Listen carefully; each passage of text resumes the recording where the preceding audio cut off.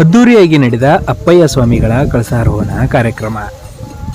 ಪವಾಡ ಪುರುಷ, ಸಿದ್ಧಿಪುರುಷ, ಕಾಲಜ್ಞಾನಿಯಾದ ಅಪ್ಪಯ್ಯ ಸ್ವಾಮಿಗಳ ದೇವಸ್ಥಾನದ ಕಳಸ ಪ್ರತಿಷ್ಠಾಪನೆ ಕಾರ್ಯಕ್ರಮ ಅದ್ದೂರಿಯಾಗಿ ನೆರವೇರಿಸಲಾಯಿತು. ಬೆಳಗಾವಿ ಜಿಲ್ಲೆಯ ಅಥಣಿ ತಾಲೂಕಿನ ಜುಂಜರವಾಡ ಗ್ರಾಮದಲ್ಲಿ ನೂತನವಾಗಿ ಕಟ್ಟಿರುವ ಶಿಖರಕ್ಕೆ ಪರಮ ಪೂಜ್ಯರಾದ ನಾಗನೂರು ರುದ್ರಾಕ್ಷಿ ಮಠದ ಡಾಕ್ಟರ್ ಅಲ್ಲಮ ಪ್ರಭು ಮಹಾಸ್ವಾಮಿಗಳ ನೇತೃತ್ವದಲ್ಲಿ ಕಳಸಾರೋಹಣ ಕಾರ್ಯಕ್ರಮವನ್ನು ನೆರವೇರಿಸಲಾಯಿತು.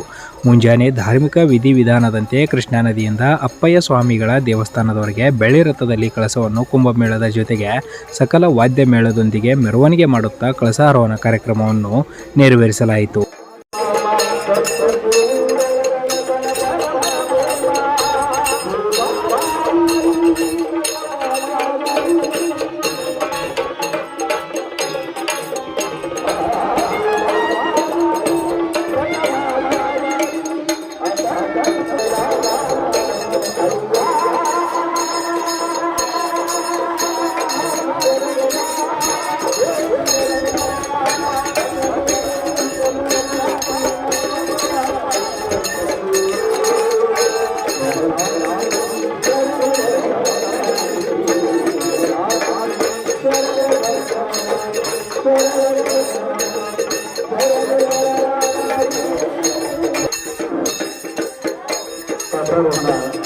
ಕಾರ್ಯಕ್ರಮಕ್ಕೆ ಉಪಯುಕ್ತವಾಗಿ ಶ್ರೀಕಾಂತ್ ನಾಯ್ಕ ಅವರಿಗೆ ಹಾಗೂ ರಾಮಪ್ರಭು ಅವರಿಗೆ ತಮ್ಮೆಲ್ಲರ ಪರವಾಗಿ